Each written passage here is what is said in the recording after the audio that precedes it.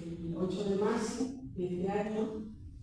Somos un nuevo club, el tercer club acá en Uruguay.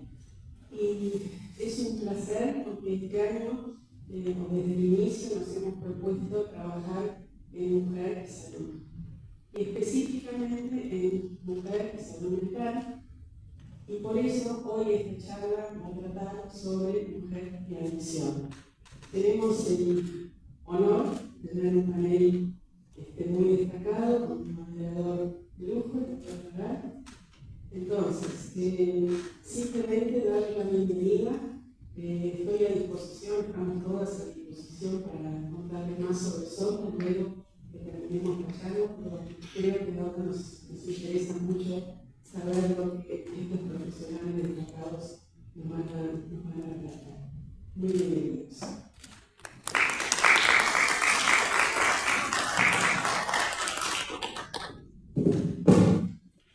Bueno, buenas noches, Ángela, muchas gracias. Primero agradecer a Sonda por la invitación a participar en estas actividades, en especial en este encuentro, que como decía Ángela es preparatorio para el foro que se va a hacer desde octubre en el Museo Galín sobre la temática que pusimos Hablemos de Mujer, Salud Mental y Adicciones. En el marco de esas actividades preparatorias realizamos hoy esta jornada sobre mujer y adicciones y trataremos de enfocar las adicciones como un abanico múltiple de circunstancias y condicionantes y no como un solo aspecto. Entonces me pareció importante para enmarcar esta jornada de hoy en esa perspectiva de abanico múltiple compartir con ustedes algunas frases que la Organización Mundial de la Salud considera sobre el tema de adicciones. Y en ese enfoque abarcativo, diríamos, es que vamos a trabajar esta noche. La Organización Mundial de la Salud, entre algunas cosas, dice entender la adicción como un conjunto de signos y síntomas en los que se involucran factores biológicos, genéticos, psicológicos y sociales. O sea, no es una problemática unicausal, sino que hay muchos factores que están influyendo en esa adicción. Después dice, un grupo de fenómenos fisiológicos, o sea, funcionales, conductuales, y de conocimiento de variable intensidad en los que el uso de sustancias psicoactivas tiene una alta prioridad. Y al final plantea, o por lo menos una enfermedad física psicoemocional que crea una dependencia o necesidad hacia una sustancia, actividad o relación. Entonces plantea, por ejemplo, adicciones de conducta, al juego, al sexo, al trabajo, al internet, a las sectas, a la religión, a las relaciones, marco de codependencia. Adicciones de gestión química, que es lo que habitualmente nosotros cuando escuchamos adicciones manejamos o pensamos en el alcohol, la nicotina, la cocaína, la marihuana, el opio, los sedantes, los hipnóticos, anfetaminas, el éxtasis y la heroína. Pero también hay adicciones a la ingestión de comida. Problemas como la anorexia, la bulimia, el comedor compulsivo. Entonces, en ese marco, diríamos, múltiple de circunstancias, de condicionantes, es que hemos organizado esta reunión y donde nos van a acompañar tres expertos en distintas áreas para poder ver esta problemática en términos más generales. Yo voy a presentando a cada uno de ellos en la medida que vayan haciendo su presentación. Primeramente nos acompaña la licenciada Andrea Seifert, el doctor Sergio Monillo y la licenciada Virginia Salero. Yo presentaré a cada uno de ellos cuando van a hacer la presentación. Haremos las exposiciones y luego abriremos un espacio para aquellos que quieran hacer algún comentario o alguna pregunta. Entonces, le voy a dar la palabra primero a Andrea, licenciada en Psicología, neuropsicoeducadora, terapeuta de Managing, directora de funcionado, docente universitario y de formación docente. Y ella va a abordar esta temática múltiple desde la conducta humana y distintos tipos de adicciones, como hoy comentaba yo en el inicio. Así que, Andrea, adelante.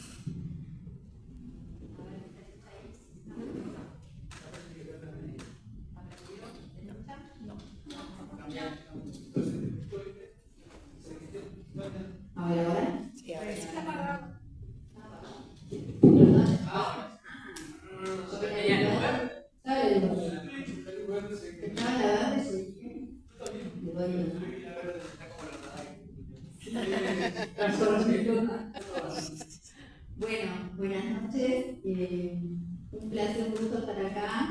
Agradezco la invitación de mis compañeras cintianas de este gran equipo que están acá apoyando. También formo parte de SONTA desde hace un tiempo breve.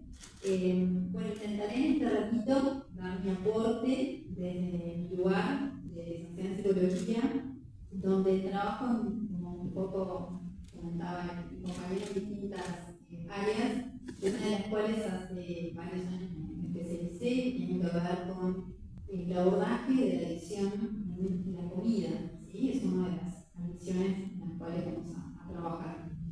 Antes que nada, me toca un poco en esta parte de la presentación del día de hoy, definir un poco qué implica adicción, ¿no? Una de las cosas que a veces asociamos con la adicción en general es aquella persona que consume drogas, lo hablamos con compañeros cuando preparamos esta charla, ¿no? Aquella persona que termina siendo un problema para la familia, un problema para la pareja, un problema para la sociedad, pero atrás de esa persona, de ese ser humano, hay alguien que está padeciendo, ¿sí? Que está padeciendo una enfermedad, ¿sí? La etimología de la palabra adicción, significa no hablar. Etimológicamente, adicción es no decir, no hablar. Entonces, lo que uno ve atrás de los pacientes que presentan, que padecen adicciones de distinto tipo, habrán escuchado un poco que el abanico cada vez es más amplio, que por ejemplo el uso de las pantallas y el uso de las pantallas hoy en día ya se ha incorporado, ¿sí?, en los libros de psicopatología, en los diagnósticos como adicción, porque genera todo lo que recién comentabas justamente que tiene que ver con un efecto, ¿sí?, una consecuencia no solamente en el área psicológica, sino en el pensamiento y en el organismo del sujeto. El sujeto que puede ser un niño pequeño, con una adicción a la pantalla, por ejemplo, un adolescente o un adulto. Y conversamos un poco ahora con una previa de un montón de cosas de la vida cotidiana, de alguna manera que vamos viendo cada uno en su escenario de trabajo, en su lugar de vida. Entonces, partiendo de la palabra adicción como el no hablar, vamos a pensar, más allá de pensar en un perfil psicológico del paciente o de la persona que tiene una adicción, una persona que le dificulta mucho expresar lo que siente, lo que piensa. No lo pone en palabras, ¿sí? No lo sabe encauzar de alguna manera correctamente y se empieza a mezclar la emoción con lo no dicho. Entonces, ¿vieron cuando a veces uno dice me trago las emociones, mira, ¿cómo no las digo? Bueno, ¿dónde van a parar?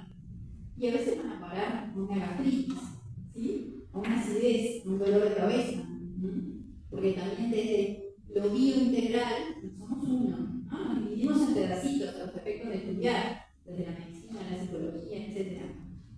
Pero somos un ser integral. Si no entendemos ese holos, ese integral, es muy difícil seguir adelante y seguir avanzando. Entonces, lo no dicho, ese enojo, no dicho, esa angustia no transmitida, en general, esos sentimientos, no tanto las alegrías, inclusive las alegrías tampoco se transmiten, ¿sí? Los miedos, todo lo no dicho, lo no expresado, que tampoco nos enseñaron a expresarlo. Hay un recorrido que lo voy a hacer muy breve, pero desde que nacemos, en general, ustedes se ponen a pensar y tuvieron algún hijo, algún nieto, lo de cercano, y es lo que pasa cuando el niño llora y siente, desde el principio. ¿Qué es lo que tenemos que hacer? Nos cuesta mucho sostener el llanto del otro, nos cuesta mucho sostener la angustia del otro. Y entonces, ¿qué hacemos? Lo calmamos. ¿Cómo lo calmamos? ¿Qué le damos? Le damos comida, premiamos con comida, justificamos con comida, castigamos con comida, festejamos con comida. Entonces, todo eso desde entrada. Entonces, como llora, tiene hambre, teta, mamadera, comida, ¿no? Todo, ¿no? Estamos súper estimulando no solo la oralidad, donde entran ciertas palabras, entre comillas, y entran en el cerebro un montón de sustancias, ¿sí? Porque eventualmente el bizcocho es igual que un porro, porque va por el mismo lugar, ¿sí? Va por la misma zona del cuerpo de estimulación. Entonces, si arrancamos en un mundo que cada vez, justamente, nos demanda estar con más tareas, más horarios, tanto el papá como la mamá desde el principio, ese bebé bebé, si no se lo enseña a transmitir sus emociones de chiquito, se le permite que se llore, que se frustre, que se enoje, que lo exprese, no lo estamos tapando todo el tiempo, como anestesiando, ¿sí? Con, por ejemplo, comida, va a empezar a generar en su cerebro circuitos neuronales, porque se acuerdan que somos un todo, entonces bueno, voy a buscar como el placer, ¿sí? Donde voy a despertar receptores en mi cerebro que buscan el placer efímero inmediato que implica esa calma, no esa calma que es de segundito nada más, entonces después quiero más. Entonces si uno va pensando, bueno, pero entonces ¿qué tiene que ver esto que dice Andrea de alguna manera con el bebé y el adulto? Bueno, yo me constituyo así. Y yo que trabajo con todas las áreas y con todas las edades, de alguna manera, trabajo colegios, entonces estoy con maternales de bebés justamente de 3 meses hasta adolescentes y después de clase de adultos, me voy dando cuenta que además con el paso del tiempo que hay una gran intolerancia a la frustración. Hay un mal manejo de la puesta de límites. Hay un ejercicio que hago con mis pacientes que es un papelito con el sí y el no. En la vida las dos cosas no podemos hacer. Si decimos que sí para la escuela, me digo que no es mi misma, ¿se entiende? No tengo el papel, lo muestro con la mano. Si le digo que no en la escuela, me digo que sí a mí. Es decir, si le dije que no a mi jefe, no me voy a quedar más de las 6, porque me digo que sí a mi rato, por ejemplo, de actividad física, o de ir a merendar en mi casa, o lo que fuere, o tomar un café o descansar, o lo que sea, ¿se entiende? Entonces, en la medida que yo no tengo la capacidad de poner límites, ¿sí? De priorizarme y priorizar mis necesidades, si quiero abarcar todo, y soy un poco omnipotente, presente, y digo, sí, puedo con todo, voy justamente postergando mis necesidades, la voy dejando por costado, bueno, pero yo puedo, pero lo hago mañana, lo hago pasado. Entonces ahí estamos, de alguna manera, seguimos ejecutando o escondiendo de manera modo latente lo que sentimos y lo que pensamos. Y empezamos a actuar de forma incoherente, pero yo quería hacer tal cosa, pero hice tal otra. Entonces ese accionar incoherente, sumado a un vínculo con mis emociones, muy alejado, ¿no? Porque bueno, no importa, otro día lo hablo, otro día lo resuelvo, ¿sí? Entonces empiezo a no poner tantos límites, atrás de esos nuevos límites en una gran fragilidad emocional, una gran sensibilidad que se encapsula en realidad con una persona que parece muy fuerte, pero que tiene gran dificultad de ponerse en contacto con sus emociones. Y como empezamos hablando, no hablo, voy usando sustancias y cosas que me van calmando, porque en algún lugar necesito como desestresarme, calmarme. Entonces voy a buscar cualquier recurso y empiezo a establecer vínculos, pero no vínculos con personas, vínculos con objetos, ¿sí? Que a veces lo más común, como yo digo, es pensar en la palabra adicción o el adicto o la adicción, cocaína, marihuana, ¿no? Las sustancias como las feas, ¿no? Como dice por eso lo prohibido, las sustancias permitidas que son igualmente o tan adictas como las prohibidas, digamos, ¿no? Las que no se deben consumir porque se venden, porque esto, por lo otro. Hay curas que las tenemos a la venta de la esquina en otro lugar y tienen el mismo efecto en nosotros, porque lo que genera es eso, la incapacidad de acción. Y cuando yo pongo la palabra adicción, que he hecho este ejercicio con chiquitos escolares, la mayoría levanta la mano y me dice, yo digo, ¿qué significa para ustedes esa adicción? Y me responden, es no poder parar. Me dicen, ¿sabes, Andrea? A mí me pasa eso, algunos me han dicho, con el chocolate, yo no puedo parar. Otros me dicen, no puedo parar de jugar a la computadora, porque digo, ya voy a terminar, ya voy a apagar, ya voy a dejar, y no puedo. ¿Y cuántas horas estás? Muchísimas horas. En realidad a veces no me doy cuenta cómo pasa el tiempo. Entonces ellos lo definen los niños como la incapacidad de parar, es decir, algo que me atrapa y que yo no puedo desprenderme, no puedo parar. Entonces es muy difícil también ponernos en el lugar de esa persona que no puede parar cuando yo digo, bueno, está, pero vos tenés que poder, ¿no? Vos tenés, a ver, un poco de fuerza de voluntad, ¿no? Como muchas veces decimos, con el mejor de los ánimos, ¿verdad? Con el mejor de los cariños, pero vos tenés que salir adelante, vos tenés que poder. Esa persona no está pudiendo, porque está necesitando eso para funcionar y para sentir ya es parte de. Entonces, ese vínculo en realidad no es con personas, es con objetos, es con cosas, que puede ser con un chocolate, con una pantalla, con cocaína, con marihuana, con cigarrillo, con una copa de vino, con muchas copas de vino. Esa cosa, ese objeto, me calma, me provoca una calma. Una psicóloga bastante conocida mencionaba que uno de los primeros anestesiantes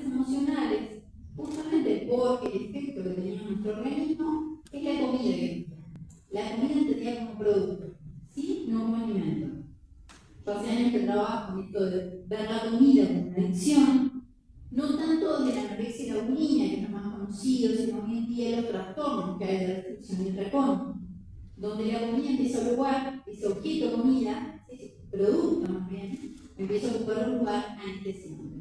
Entonces, mientras no digo nada, me quedo y me calmo. Entonces, arranco con más. ¿Se acuerdan que la boca era el primer órgano de estimulación del placer cuando nacemos? Entonces, se estimula rápido, pero tiene un defecto, que quiero más, porque es un placer bien efímero, que pide, porque mi cerebro dice, quiero otro poquito, porque otro poquito me pasa nada. ¿Cuántas veces no les habrá pasado a ustedes con ciertos productos empaquetados, con mucha azúcar, mucha sal, mucha grasa, que decimos, la última, el último, sacámelo, no sacame todo acá porque si no me lo como todo, no puedo parar.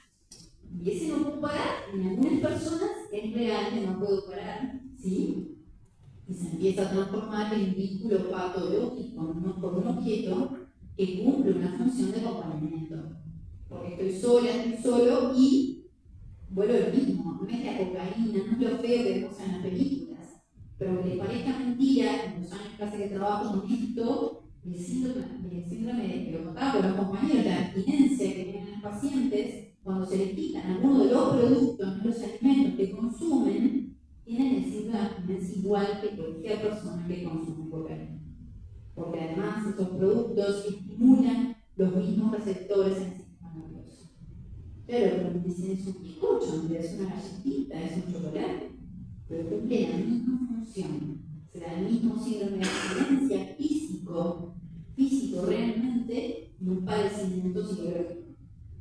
Entonces, una de las cuestiones cuando me convocaron también a esta charla es empezar a visibilizar, a hacer visible justamente otras adicciones que créanme son muy complejas, complejísimas, les diría yo, pero que están por allí, ¿no? Como que van cada vez más metiéndose entre nosotros, porque, como lo hablamos, obviamente, en el caso de la comida, el alimento, tenemos que comer para vivir, para estar bien, pero de ahí que empieza a cumplir otras funciones es más complicado. En una persona que no expresa lo que siente, en una persona que es muy sensible, demasiado sensible emocionalmente, en una persona que no canaliza bien la puesta de límites, que no se prioriza, que siempre está el otro antes del yo. Entonces me dicen, bueno, pero está bien. No, primero yo siempre digo, si yo estoy bien, puedo ayudar al otro, ¿no? Pero en general funcionamos, la mayoría de veces al revés. Primero el otro y después yo. Eso es lo que uno ve en general en el trabajo con los pacientes, con los niños, con los adolescentes, ¿sí? Entonces, desde este lado empezar a hacer visible esos vínculos con objetos, ¿sí? Y no con personas, es lo que nos empieza a complicar un poco el panorama.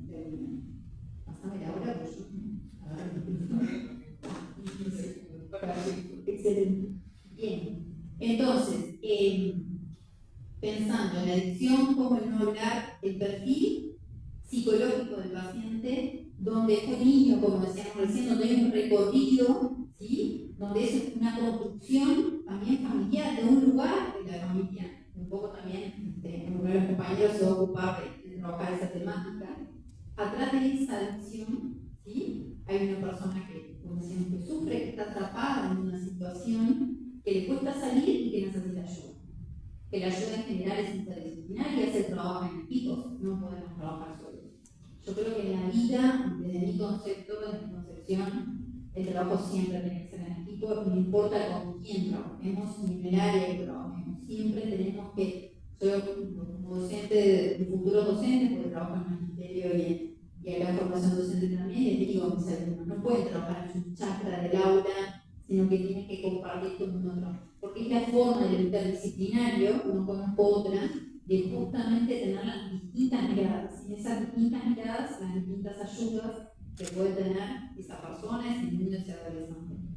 Cuesta visualizar y visibilizar quizás que no solamente hablamos de adicción cuando nos referimos a una sustancia, llamémosle tóxica prohibida, sino que cualquiera de esos productos de venta libre, que por más que ahora tienen en el caso de Uruguay hace tiempo ciertos etiquetados que a veces nos impactan, ciertas cosas, generalmente decimos con esto yo puedo, no es tan grave, porque es solo hoy, solo por hoy, solo por esta vez, ¿sí? Antes de ir terminando, por eso decimos el tema del tiempo, porque en general nos habla bastante, pero lo organicé para que sea correcto. dejar un poco el mensaje de que es posible siempre, no solo pedir ayuda, sino que hablar de lo que nos pasa. Por ahí les dejo como deber o como tarea, me encanta como hacer sugerencias. Traten, si no lo han hecho, empiecen a hablar de lo que les pasa. Hay muchas formas de comunicarnos. La palabra es mejor, pero yo puedo escribir, puedo mandar un mensaje, y eso todo es válido. No me quedo con las cosas. Si me quedo con las cosas, en realidad voy juntando, voy acumulando, y todo lo que se junta y se acumula en general, no termina bien. Entonces traten de dosificar las emociones, traten de ponerlas en palabras, traten de que si tienen hijos, nietos, tíos, sobrinos, lo que fuera, decirle al otro, estás triste, estás contento, estás feliz, tenés miedo, ¿sí? Poner en palabras, empezar a educar en inteligencia emocional. Todos tenemos inteligencia emocional, el tema es que no nos han educado en general, sino como les decía, nos han tapado la emoción y no tener más anestesiantes. Y también entender que no podemos con todo. Creo que eso es uno de los mensajes que a veces también esta sociedad de inmediatez, de impulsividad, aprieto el botón y acá ya se resuelve todo, y nos genera un monto de ansiedad bastante importante, ¿sí? Y nos genera una impulsividad también bastante importante, que no toleramos, una gran intolerancia, ¿sí? Entonces, bueno, dejo un poquito por acá con ese mensaje de trabajo en equipo. Por eso acá armamos un equipo justamente para ustedes y les vuelvo a agradecer la presencia, porque bueno, sin ustedes no era posible también. Así que muchas gracias.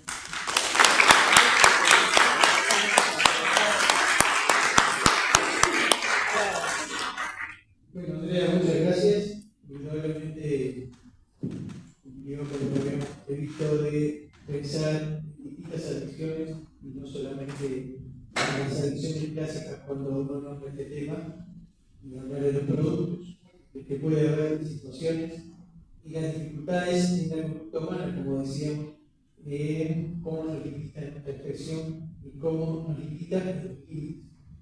Me pareció muy interesante lo que planteaba Andrea, y de énfasis al final ese mensaje de la comunicación y de la emoción y de poder comunicarnos frente a esta situación. Así que te agradezco mucho lo que es muy interesante.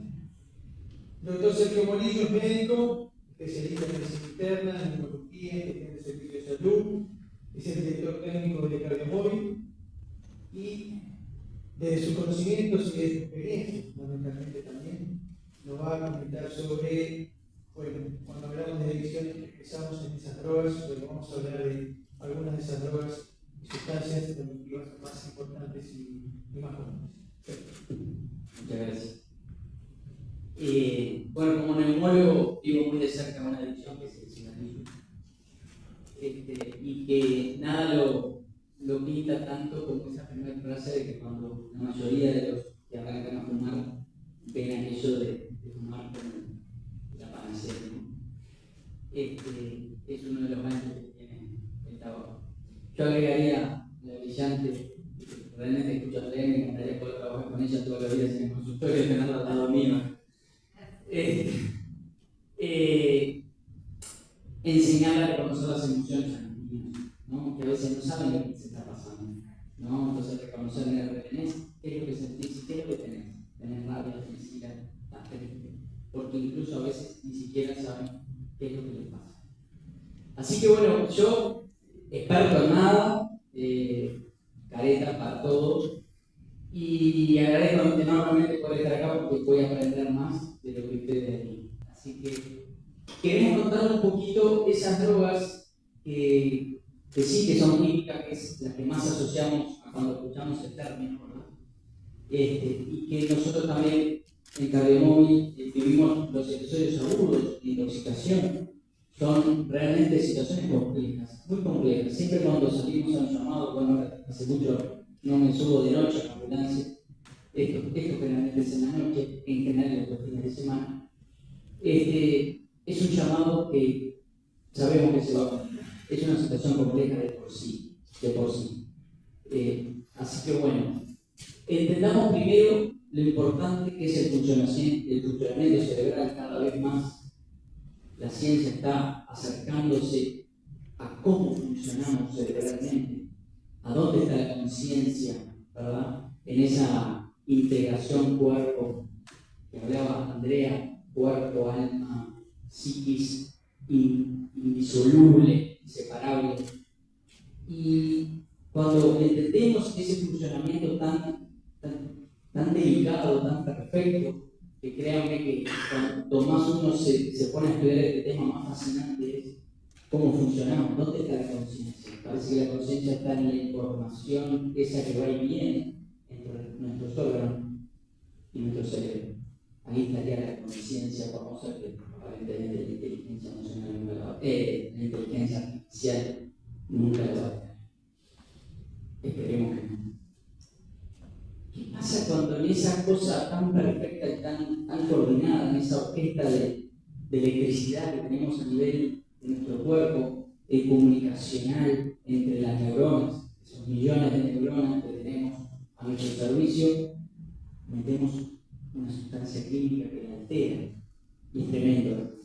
Es tremendo porque todo lo que hablaba Andrea está ahí adentro, en ese parénquima tan importante que es el encéfalo, donde está el cerebro, el campo encefálico, donde se manejan todas las funciones de nuestro organismo, donde tenemos las emociones, donde tenemos los pensamientos y donde estas sustancias apuntan, ¿verdad?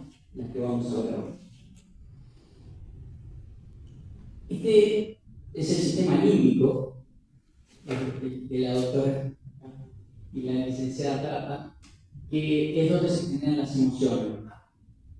Y es aquí donde las sustancias o los afectos impactan. Aquí mismo. Y este sistema límbico está muy conectado, sobre todo con la neocorteza frontal. Corríjame si me equivoco. Y es aquí donde estas sustancias hacen su jugada, en esta que hablaba Andrea, de esa recompensa rápida que enseguida necesita más, que son los efectos dopaminérgicos, ¿verdad? Donde la dopamina es el neurotransmisor principal, distinto de la felicidad. La felicidad viene por el lado de la serotonina y los circuitos serotoninérgicos, y en general es más difícil de alcanzar, no es tan rápido, ni siquiera tan efímero. Entonces, esta rápida sensación de placer y de enganche que nos da la dopamina es lo que nos ha traído acá. Lo dijo hace un ratito Luis, lo que se define como una droga en el concepto, nosotros hablamos de medicamentos, hablamos de drogas también, pero desde el punto de vista coloquial, es toda sustancia que introduce el organismo por cualquier vía produce una alteración del sistema nervioso central del individuo. Y eso es el fin de crear dependencia, ya sea psicológica, física o ámbito. Como dicen Andrea, no lo puedo soltar, no lo puedo dejar, ya voy, o sacámelo de acá, porque no puedo parar. Y eso se da tanto en la dependencia psíquica como física, y es lo que define a la situación. Bien. Después hay toda una clasificación que creo que no viene al caso, simplemente saberlo, legales y ilegales, duras o blandas, naturales o de síntesis. En fin, todas van a ser un problema. Ponele el nombre que quieras. Bien, y acá se da una cosa muy interesante en la práctica médica.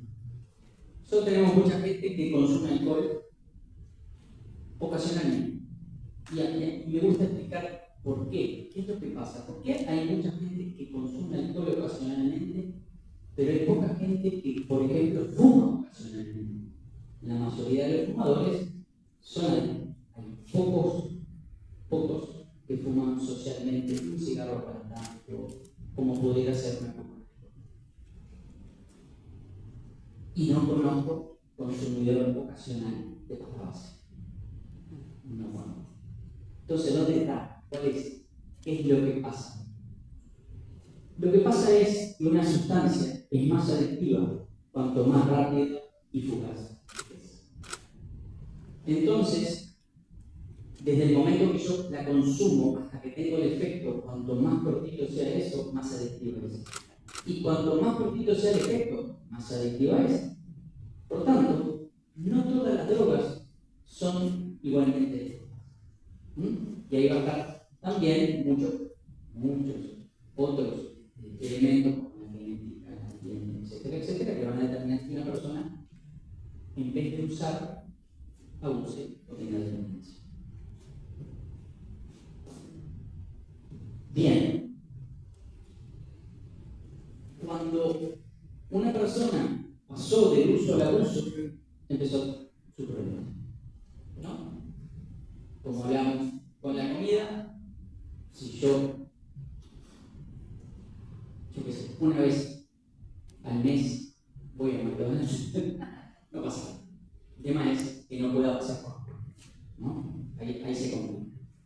Entonces, cuando nosotros no podemos manejar el uso, entramos en el abuso, ¿no? Entramos en la intoxicación, entramos en los cambios de comportamiento. La persona su vida se vuelve en torno a la sustancia, ¿no?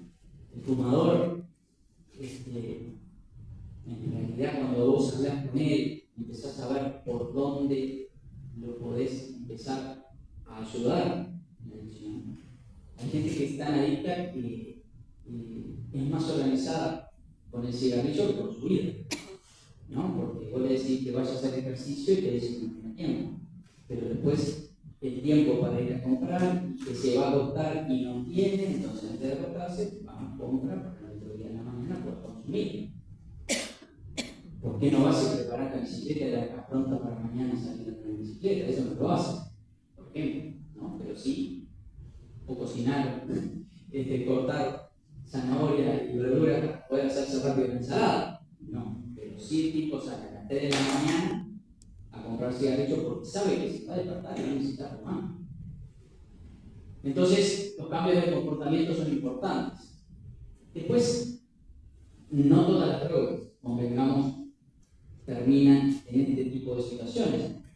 Pero, por ejemplo, el alcoholista, el tabaquista no, el alcoholista termina con el abandono de sus hábitos de higiene, hay que hablar del consumo problemático de tabaco, crack, heroína. Es decir, no todas las drogas llegan al mismo lugar, ¿no? No todas las drogas, ni todas las cosas que abusamos nos llevan al mismo lugar, algunas sí, otras no.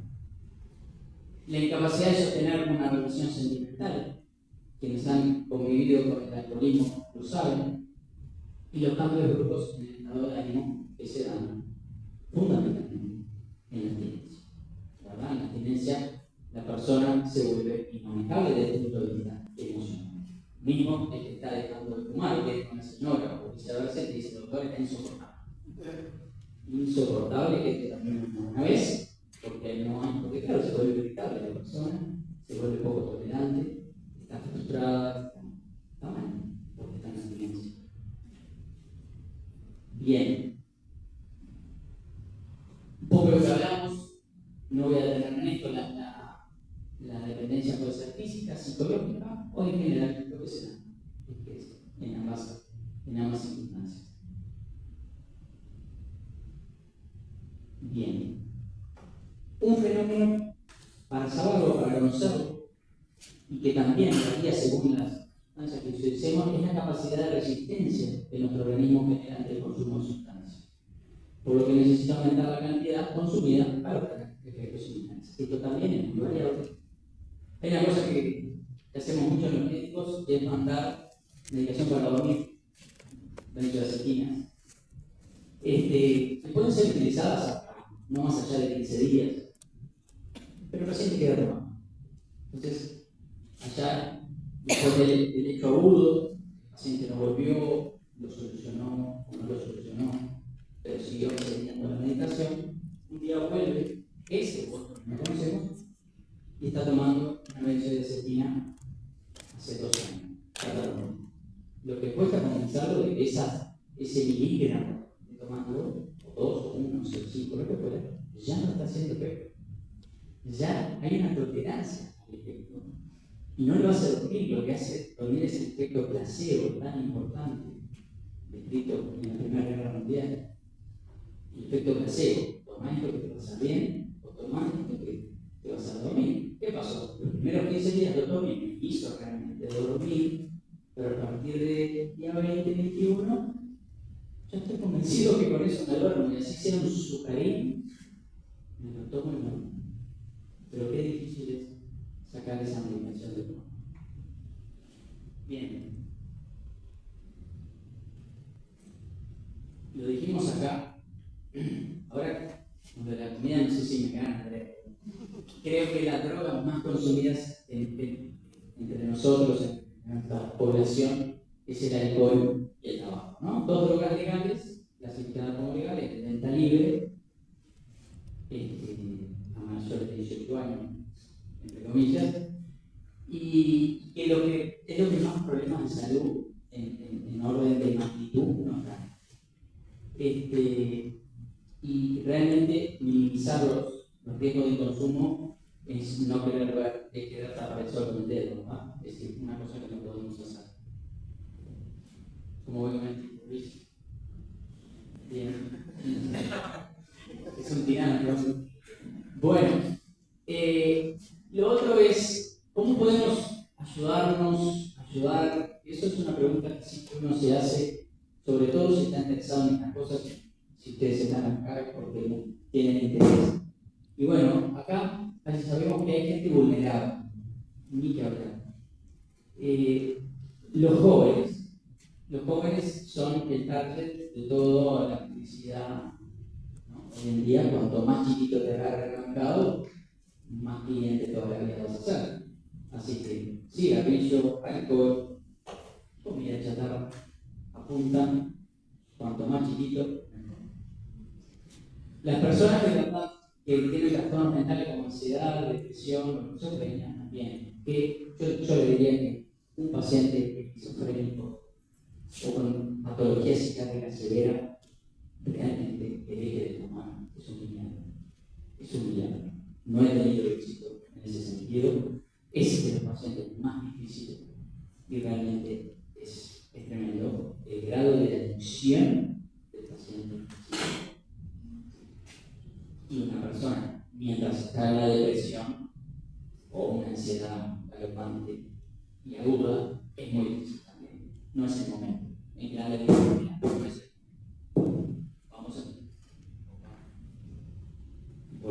vamos a salir de esto y después nos volvemos a problema, porque realmente no estamos en el momento de dejar. Bueno, esto lo hablaba Andrea también, no vamos a entrar en eso, pero normalmente el que tiene problema es el último en darse cuenta que lo tiene. Y miren si será impactante. Estas realmente son fotos de personas reales, no de acá, pero sí reales antes de entrar en problemas con la droga, ¿verdad? Además, muchas drogas están vinculadas a hechos delictivos que terminan con problemas con la ley. Pero realmente cómo se deteriora la persona a un grado extremo de todo punto de vista.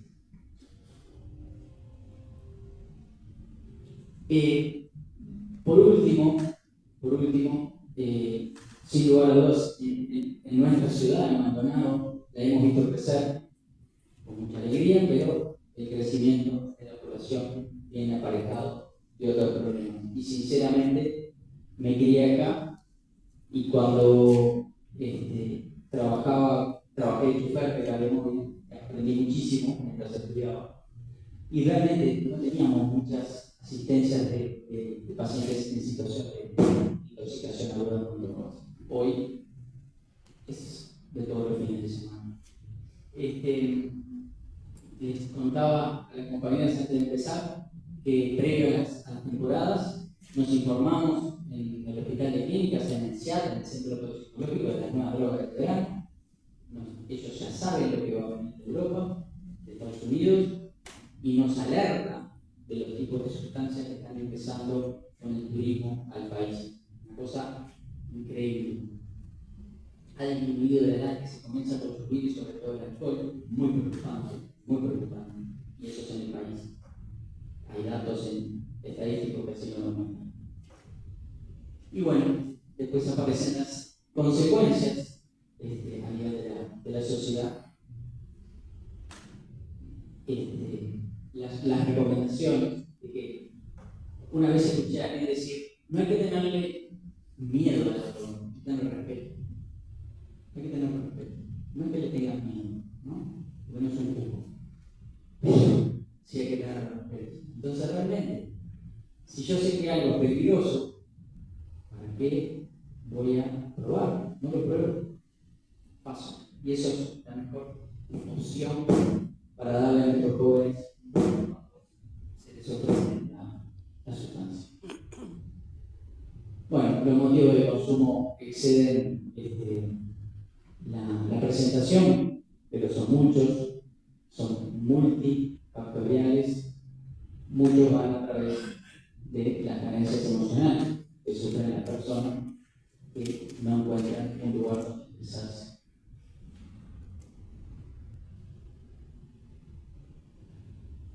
Más de lo mismo. Y bueno, ¿cuándo podemos notar esto? Muchas veces hay padres que preguntan, nosotros damos estas charlas en las escuelas, en los colegios, tratando de concientizar a las personas. ¿Cómo puede alguien darse cuenta de que el familiar o un amigo está consumiendo por lo que hablábamos hace un rato, ¿no? En general hay un alejamiento del entorno familiar, eso que decían las madres, ojo la puntita, ¿no? Ojo las puntas, las malas juntas, es verdad. Uno empieza a dejar de estar con los amigos porque estaba para estar con otros que son nuevos, son raros y no los conocemos.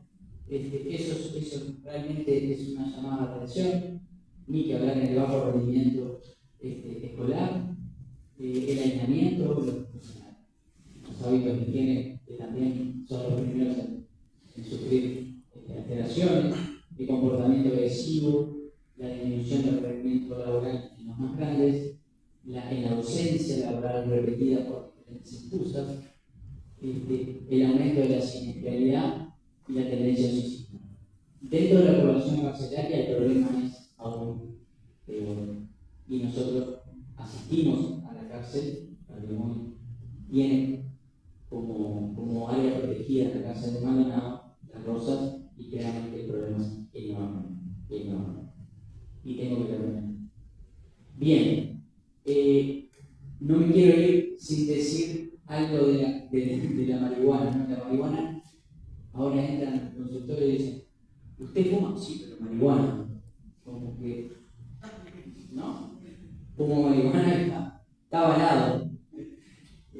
No lo hablo desde el punto de vista legal, lo hablo desde el punto de vista de la salud. Digo, bueno, mire, usted sigue consumiendo algo que es malo para su salud. Y ahora están haciendo, esto lo publicó el CLAE, pero se está quedando sin batería. No, lo bajé. No puedo tocar. Está calculado por ley. Hace poco hay una publicación que hace el doctor Ricardo Sandoya, que es espectacular, donde nos resumen evidencia científica en la Universidad de CLAE, y todos los lunes nos llegan noticias referentes a nuevos estudios de todo tipo. Y uno de ellos me gustó, me pareció que estaba muy acertado para el día de hoy, que es que empezó a encontrarse cierto vínculo estadístico entre el uso de cannabis y el suicidio. Y si alguien me dice que no tenemos un problema de suicidio en nuestro país, no le creo. Así que eso es otra cosa que vivimos en la memoria y de las cosas que más rechazo me da al recordar. Realmente el suicidio en este país es un problemón. Bajé colegas de la cuerda, y eso lo digo y se me pone la piel de gallina porque recuerdo un momento. El suicidio es un problema enorme en este país.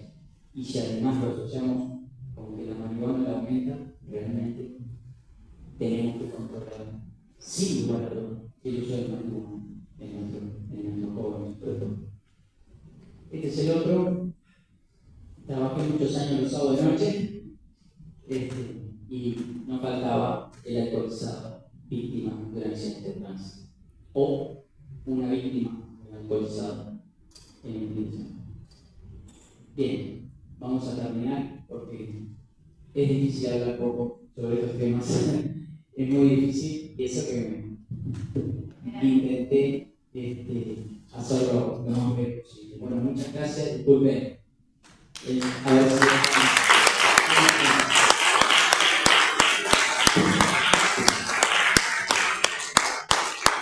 Sergio, muchas gracias. Es indudable la conexión de las distintas presentaciones. Andrea con la católica y hablando de adicciones como el no penal. Y Sergio hablaba específicamente sobre el tema de las drogas, los problemas emocionales, los problemas de comunicación que genera a nivel familiar. Y rescato dos o tres cosas que me parecieron importantes de la presentación de Sergio. Uno, que lo comentábamos antes, el elemento del inicio de esto, cada vez en población más chica, jóvenes y niños. Eso habla de un tema familiar, un tema educativo, de la dependencia que las drogas generan en lo físico y lo psíquico y la alteración que se hace al final en el movimiento escolar, en el movimiento laboral, en el autismo, como consecuencias importantes. Y el paso ese que no todas las personas lo pueden manejar entre el uso y el abuso. Y ese me parece un tema muy importante de poder entenderlo. Porque, bueno, como decía él, las drogas son de rápida recompensa, pero de final incierto, o cierto, para lo que estamos en la adicción, y que habitualmente, como tú decías, el último que se entera es el adicto. Entonces, pareció unos aportes muy importantes en relación a lo que me iba a hacer. Gracias. Y bastante bien. Conociendo que bastante bien. Sí. Bueno, el licenciado Virginia Cerdeña, es licenciada en Psicología, en Enfermería, hizo especialización en cuidados paliativos, recuperación de salud mental, docente universitaria, se desempeña en ACE en la Unidad de Salud Mental, en Intendencia Maldonado, en el Plan Piloto de Prevención y Tratamiento de Adicciones Integra. Y tomando en cuenta también lo que venimos manejando, va a hablar sobre la perspectiva de las adicciones desde el contexto, desde la familia, desde los amigos, de los trabajadores de la salud, cómo son elementos importantes que hacen a que este fenómeno de la adicción inicie y se desarrolle. A ver, bueno, muchas gracias por la concurrencia y bueno, Andrea, mi colega, me dio el pie, porque cuando entramos a trabajar en la oficina del Plan Piloto, decíamos, bueno, ¿cómo arrancamos? Entonces, lo que dijimos fue, con un compañero, hablemos más. Y está, es lo correcto. Tenemos que hablar más de las drogas, más de las adicciones. Porque si yo les pregunto a cada uno de ustedes, ¿qué genera el paciente que consume? Y si tenemos la honestidad, en algún momento de nuestras vidas el paciente que consume nos generó mucho rechazo. ¿Por qué? Porque tenemos esa asociación muy inconsciente, ¿no? De que por qué si tenía todo, qué hicimos mal, él estudiaba, o sea, y se dedicó a eso, ¿por qué lo eligió? Entonces caemos en un juzgar, porque no nos damos cuenta que la adicción es una enfermedad. Entonces, con eso mismo de lo que comentaba también el doctor, hablemos más de lo que es el consumo, ¿tá? Hay algo que no se